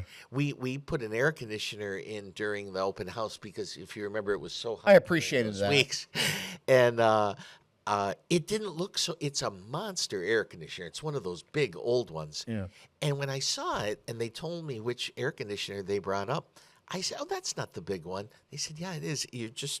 It's so." It didn't. It looked like a normal was air dwarfed conditioner. by sitting there, yeah. by the. And I do appreciate that, because I was hauling around some gear, and I visited that room about 3 or 4 times. Sure. So you were saying something about that being a walkway? So this side, and then the elevator is actually on the other side of I it. remember where that was. But there are 2 more of these in the room on the front of the building. I didn't get a chance to see that. The back-to-back ones. So, and they just appear to have been added features. The wood doesn't match anything else. There's certain things that you can kind of tell. So, Interesting. But no way to know that. All right. Did I bother with a picture of the elevator? No, you're going to have to tune into the video to see that. All right. So another thing, thing with the house. Oh, geez, you had an old. Love these. Oh. Yeah. They are beautiful. The I want them. architecture on them is beautiful, but nobody wants radiators Oh, I do. taking up room in their house anymore. I have radiators. So obviously, if you're going to go through a major remodel, you're going to convert to radiant or something. You're not going to have these kicking around. So that's another, expense that would have been required. But you don't usually see radiators, and I bet you that's a Sterling too. There was an H.B. Smith boiler in the basement of the Atwater house. So H.B. Smith, of course, they would have, because they were local. It did die right at the end. And we have a family in our parish that the father worked for H.B. Smith and could fix anything, could fix any boiler. And that one, he said, just because of the nature of how it failed, was not able to be replaced. So it would have definitely required a whole new heating system for the building. All new mechanics. So this is a staircase, and no, it's not. The servants. It would have been the servants' staircase. Yes, in the back they had of the their house. own entrance near the kitchen, and a door to kind of keep them from going into the main part of the house where the family lived. Their access was to the kitchen, the pantry, and then upstairs, and the smallest rooms you can imagine on that side of the house. Right. But you could tell it was all there. That was there for them. Yes. They had their own room. They had a bathroom right off their own room. Yes. Well, servants always did. Servants Yeah. always Oh, had a separate spot. It was usually on the third floor, but in this case, it's in the back. Yes. Yeah. That's very typical of some of the older houses, even the older houses still in existence on Westfield. Some of them, for example, on South Maple Street, you'll notice the first and the second floors are very decorative, but the third floor gets very plain. Yes. And very ordinary, and that's There's a little story about that if you're interested in on this building. Absolutely. The third floor, and Ken, I don't know if you had a chance to go up there, went up there. On the third floor in the house. No. It was that tiny staircase. Yes. Yeah. Well, it used to be open. And that's my understanding. Again, everything I'm telling you is from what I've heard. Yep. Was an open area because the walls that now separated it were a funny material. A constructor mentioned to me what it's called. Almost feels like cork board. You could stick thumbtacks into it. Not typical for that house and that building. My understanding was that the family, the living space, the first floor was people coming in. The second floor was the living space for the family, and the third floor, they would entertain. They would have dances. My understanding was they had dances up there, and because it was an open area, and that even the elevator they could use it to bring food up and other refreshments and things like that, but that it was once used for that. So again, whatever I share with you, I share only from what I've But it makes heard. sense. Yep. Yes. And I showed that previous stairwell to get to this one. Now the video that I took actually really does it justice. It's hard because of the size of this staircase to really get it all in one picture. Yes. But there's one look at the staircase. This is a look from the second floor going down. And that area on the second floor, it has to be 12, 14 feet wide. It's actually a whole nother living area. Entertaining and living. Yes. Yes. So this arch, from what I understand on this staircase, it supports itself. There's really nothing holding it there. It's called a suspended staircase, which means the structural supports for it do not come from the floor. Nothing's holding it up. The supports go into the wall. And that was a very unique kind of thing. Also, the spindles, all of those spindles on the stairway, again, back during a time before manufacturing, where things were hand-turned, uniquely done. So it was a beautiful thing. Look at that woodwork.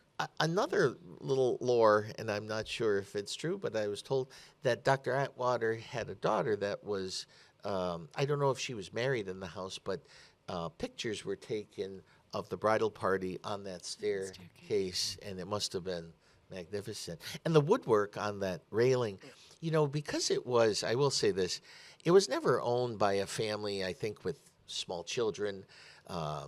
No writing down it. Pets. All those that was my first thought when I saw it. Boy, would I love to get on that. Well, things get weathered over time or used. But if you look at the finishes, and it looks like nothing was, in that case, redone, just always was preserved and probably polished and taken care of over the years so that it's in great shape. Yeah. And right here in the back, that's that little staircase that we were just talking to about. go to the third floor. Yes. All right, Pete, that's all I have for photos. So thanks for doing the split screen there. So I covered all that and much more in this film, which we're gonna use Father Dan for some narrating Excellent. on this. So give me a few more weeks to do some final editing on it. I think you all will enjoy what we end up with from the start to the finish with that project. So I have 10 minutes left. It's amazing how quick the time goes in here, Kathy. It did, but thank you for all your information. It was totally invaluable, and it's information that we don't have, so it's always good to have more history on it because there's very little out there on the Atwater Mansion. Right. So we are going to look at the video? No, we're not. Oh. No, the video's longer than 10 minutes, and it's not finished. Okay. All right. Oh, I'm disappointed. I really wanted to see that. No, we got to wait for it. Good things come in time. I want to say that I obviously in the parish have gotten a lot of feedback too from the community about the house, and the sadness people feel that it is going to be raised, and questions about whether items will be reclaimed and all, and I've as a pastor tried to I have no, it belongs to the city now, but to look at things of history that, because we want to preserve and remember so much of the past, but sometimes we can also do that after something is physically not there, through archiving memories and pictures and a beautiful video like you're going to create, Ken. The technology now allows us to do that. And where we would have books in the past and just still pictures, we now can have videos and colorful, beautiful pictures of things. And I said it better than I'm saying it now, but I was saying to someone that, some things are meant to be kept physically, and some things are meant to be remembered. And so remembered in the sense of using our other senses, our other ways of preserving them. So in this case, with the Atwater Mansion, though we would love it to remain in the city, we also can, through the Athenaeum and through historical some items, we are looking at trying to find an item from the house. We took a lot of things, obviously, that were part of the house, but something that would represent the house well to donate to the Athenaeum, so that they could have it for their history room and kind of represent. We actually have the door knocker, which was one of the things I thought would be a beautiful thing. It's a beautiful clad of solid brass, heavy, like looks like on the Adams Family. Adams Family. Dong, dong. Yeah. It's heavy, but it's a beautiful clada. And I don't know if it dates back to the Atwaters, but it certainly fit the door and fit the place, and looks like it's been there forever. So something like that might be. Did I hear something that something here or there may try to be salvaged to actually integrate into the police department somehow, or? Is that just ramblings on social media? I do know that that's put out there. I think Father Dan mentioned something about the marble being salvaged. There are also, and I passed this on to the mayor's office, there are also companies that deal in using materials, antique materials for building and other buildings. So quite what they're going to do. I haven't heard back. I did send it on to the mayor's office, and I'm not sure. Hey, fundraiser Do you for know? the parish. Do you know about the mayor? No, we don't own it anymore. Yeah, put in a bid to take out those blue and those green tiles in the fireplaces, and then have a fundraiser That I love. to personalize each tile. to put. We did in that your with new the location. furniture. You know, we had the sealed bids, and we had a beautiful. I have to give credit to Jim Adams from First and Adams Funeral Home. We had a hall tree, what they call a hall tree, which is a little seat with the hooks for the hats. It's got a mirror, something from a more vintage time that was in the hall of that. I don't know that it dates back necessarily to the Atwaters, but it certainly fit the place. And we did it as a sealed bid for the open house. We didn't get, much to my surprise, we didn't get too many bids on it. But Jim Adams very graciously gave us a very generous gift for it. And it's now at the funeral home in the as people would come in to plan a funeral. And the entry to the funeral home, I don't know what house that was at one time, the older part of the house. Kathy? I do, but it's gone from the brain. The doorway is very similar to the Atwater House doorway that we were looking at the first slide. And he's got it positioned almost exactly where it was in the Atwater House. So it made me feel good. I just saw it the other day, and I said, thank you, Jim, for taking that piece and giving it a home that we know we'll have for a long time. I wanted to get my hands on that old coin sorter. Oh, we still have it. That one didn't get to it. We had some items. Not because I have coins to sort, but because it's something unique to look at. Vintage. The typewriter. If you remember, we found an old typewriter. A what? What is that? Oh, and someone that I know collects antique typewriters. There's people for everything. So. It is true, though, there are, as I said earlier on an earlier broadcast, Father Dan, unfortunately, we can't save every house. We'd love to. I said to Ken that if you vision Main Street 150, 200 years ago, it was all houses. Yeah. Main Street and Elm Street and Broad Street, they were all private houses, and that's where we'd still be. If we didn't tear some down. And there are beautiful mansions that are now gone. But I think you're correct. We have wonderful pictures, wonderful documentation of the mansion. And in a way, and I want to say this in the correct way, that's almost the better way to save it, because we're saving it at a time in pictures where it's still absolutely beautiful. Absolutely. So how many people, honestly, can go and look at it physically anyway? Right. How many people do you think showed up to that open house? We estimate about 350. Northside Creamery, who came and, again, it was so hot that weekend, were outside. He was counting for a while just because he was right where the entrance was. So about 350 people in those 2 days. So we were happy with that. Now, you also have the garage back there, correct? There's garages, yeah. Most of those are pretty dilapidated, but yes, old. A couple of garages. One that's really falling down, and the other one that was the car garage. And this manger scene. So people remember the manger scene, Father. Well, it's interesting. So we have the figurines. So the city gave us that many years ago. The nativity scene when you could. There was a time when you could not put a nativity scene on public land. So they gave it to us, and those figurines we researched, those are expensive. I mean, those are $2,500 each. They're fiberglass. Do you remember that? Oh, yes. Okay. And we have it up every year at the new church under a tree. But the little shed that it was in still sits there. Believe it or not, though, the front of it looks a little. I mean, it looks bad. It was very solidly built, and it's actually on a trailer that sunk into the ground. I knew it was on a trailer. And so... Yeah, I could tell by looking at it. Yeah. I realized, to be honest, right after the closing, I said, geez, we should have asked if maybe we could have pulled that out and brought it up to Holyoke It Road. probably wouldn't have made it.